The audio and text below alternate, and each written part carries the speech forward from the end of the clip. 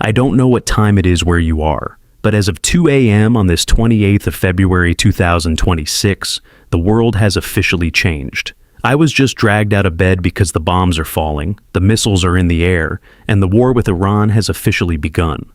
While the night sky over Tehran is lit up by massive explosions from a joint U.S.-Israeli strike package, the dictatorship is finding out the hard way that the new sheriff wasn't bluffing. Today, we're breaking down the first and second waves of airstrikes, the assassination missions carried out against regime leadership, and the reality that this is not a limited strike. This is total kinetic accountability. Welcome to the first day of the new Middle East. Let me set the scene for you, because I need you to understand exactly what is happening at this very moment. At approximately 1:15 a.m. Eastern Time, that is the middle of the night here in America, all broad daylight creeping into the morning hours in Tehran, the skies over the Iranian capital erupted, not with fireworks, not with some symbolic warning shot across the bow, with the full unrelenting fury of American and Israeli combined air power, delivering what can only be described as shock and awe 2.0. The hammer has dropped. The Islamic Republic of Iran, for decades the single greatest state sponsor of terrorism on planet Earth, is right now learning in real time what happens when you push the most lethal military alliance in human history past the point of no return. And let me be absolutely clear with you. This is not a limited engagement. This is not a proportional response.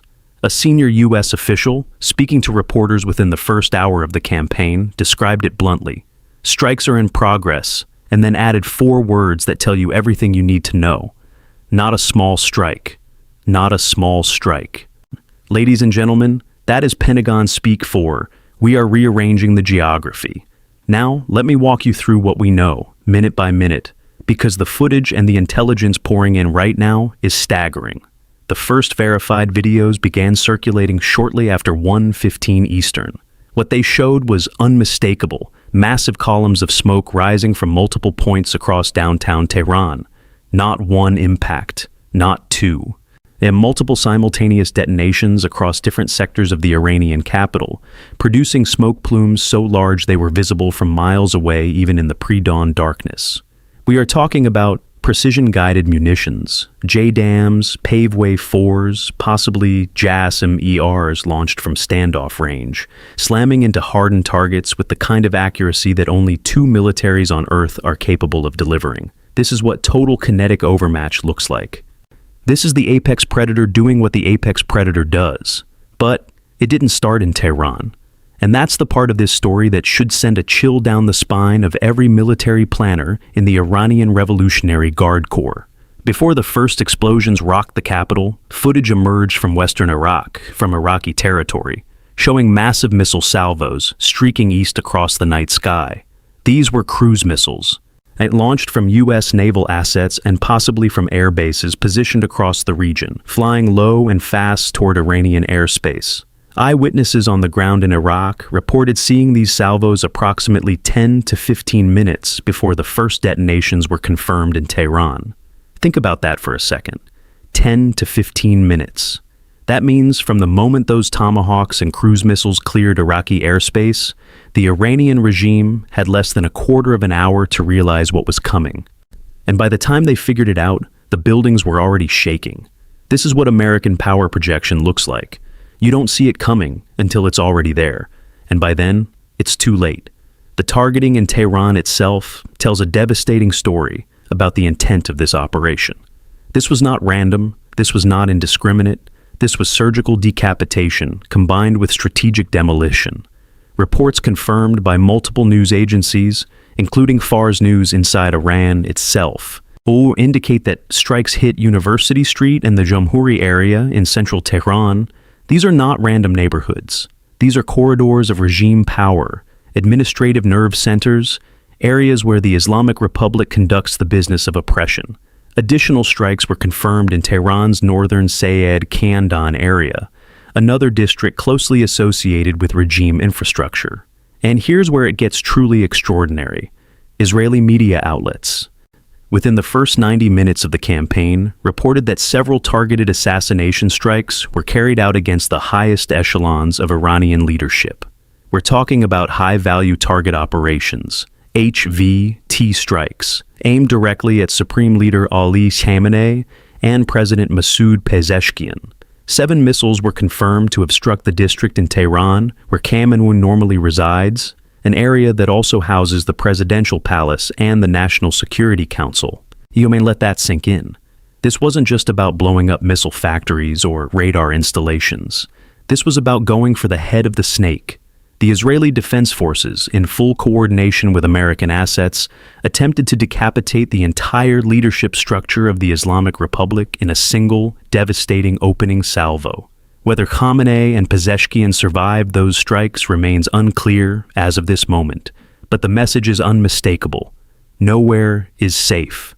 Not your bunker. Not your palace. Not your so-called supreme anything. When the United States and Israel decide you are a target, you become a memory. The New York Times and the Wall Street Journal have now both independently confirmed what the footage already made obvious. This is a joint U.S.-Israeli operation, not Israeli with American support, not American with Israeli coordination.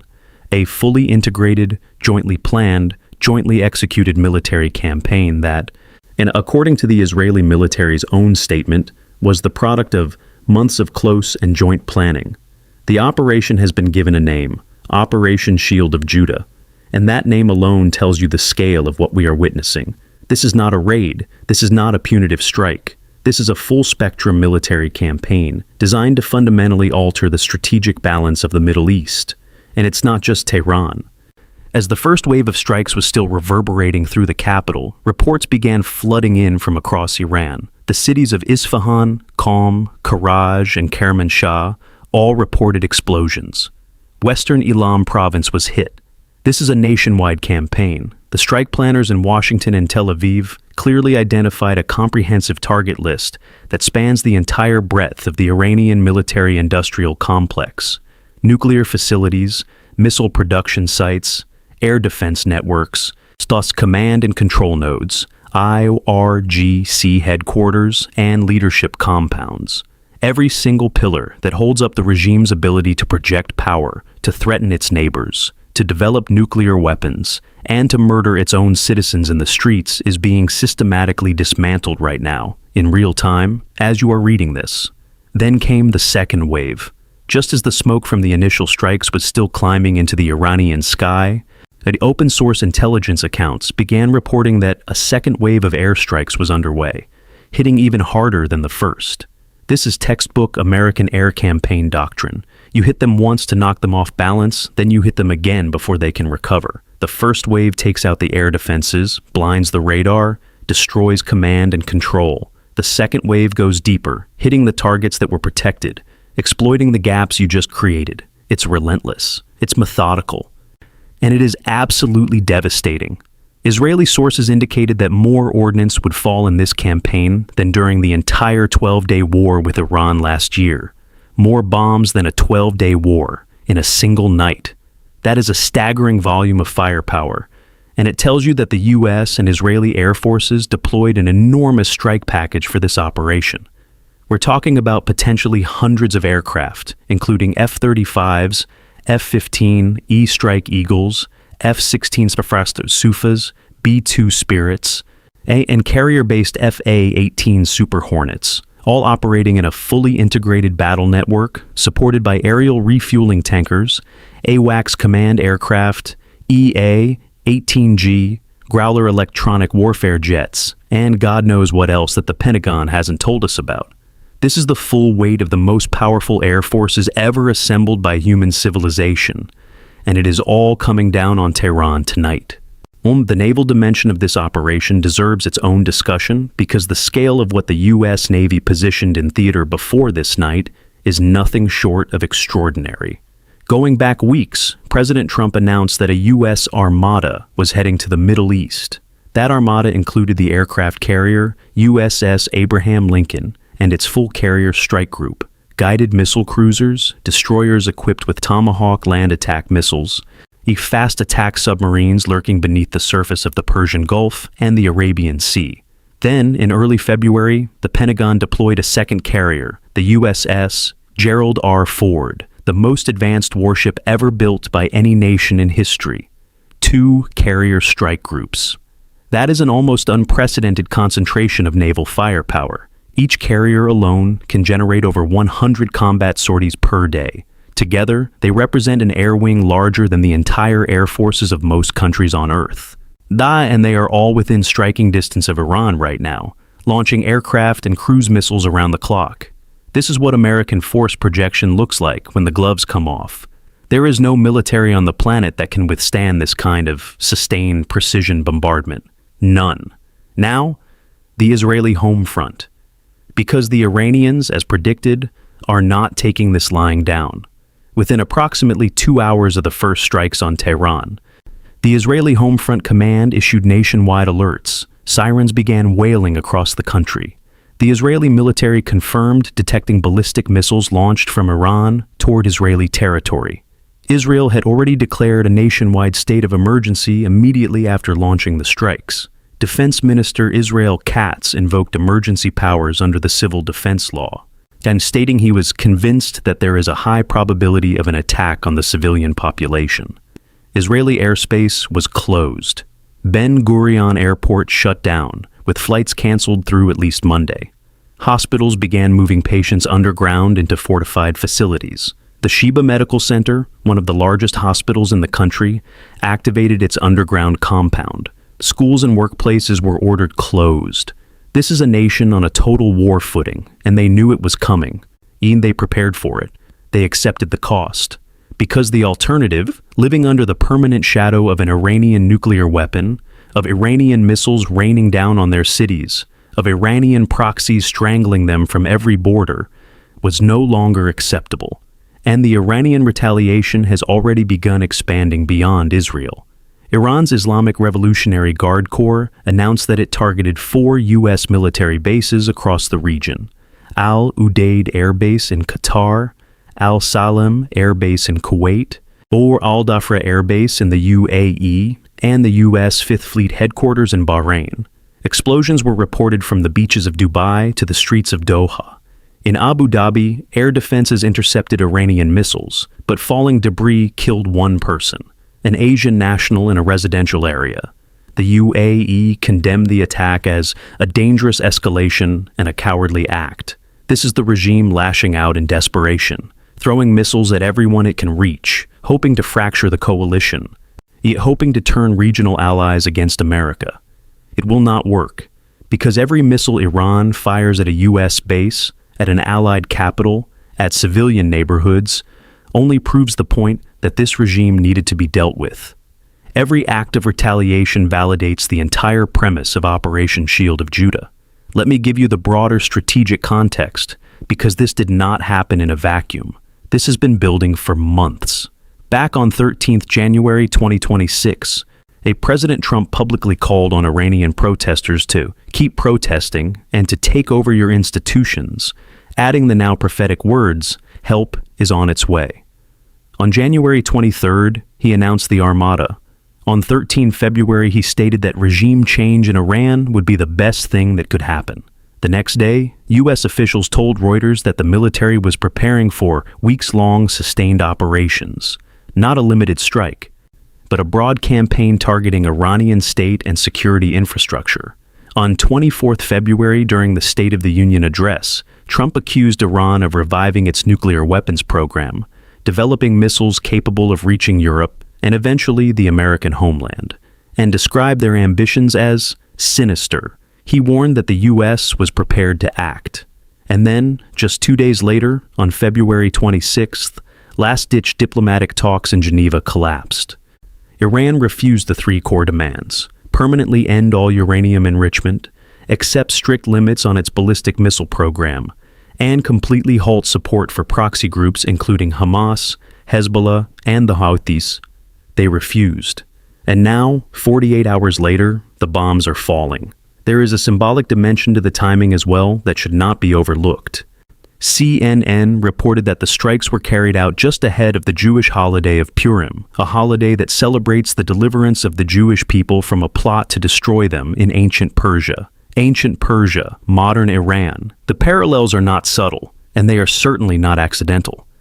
The Israeli leadership chose this moment with full awareness of what it means in the arc of Jewish history. The people who were once threatened with annihilation in Persia are now striking at the heart of the modern Persian state that has vowed to wipe them off the map. History doesn't repeat, but it rhymes, and tonight, it is rhyming with the force of a 2,000-pound JDAM. And through all of this, the most important thing to understand is what President Trump said in his video address posted to Truth Social in the early morning hours. He confirmed that this is a massive and ongoing military campaign. He stated that the objective is to prevent this very wicked, radical dictatorship from threatening America and our core national security interests. He said, directly, "We are going to destroy their missiles and raze their missile industry to the ground." And then he turned his words to the Iranian people themselves, the ones who have been protesting in the streets by the millions since December 2025, the ones the regime massacred. Trump himself cited a death toll of approximately 32,000 protesters, and he told them, "The hour of your freedom is at hand. Take over your government." The implication is clear. This military campaign is not just about destroying hardware. It's about creating the conditions for the Iranian people to do what they have been trying to do for decades: free themselves from the grip of a theocratic dictatorship that has stolen their future, murdered their children, and held an entire civilization hostage to a medieval ideology. Prime Minister Netanyahu echoed this in his own address, stating that the goal of the joint operation is to remove the existential threat posed by the terrorist regime in Iran. He added, "Our joint action will create the conditions for the brave Iranian people to take their destiny into their own hands."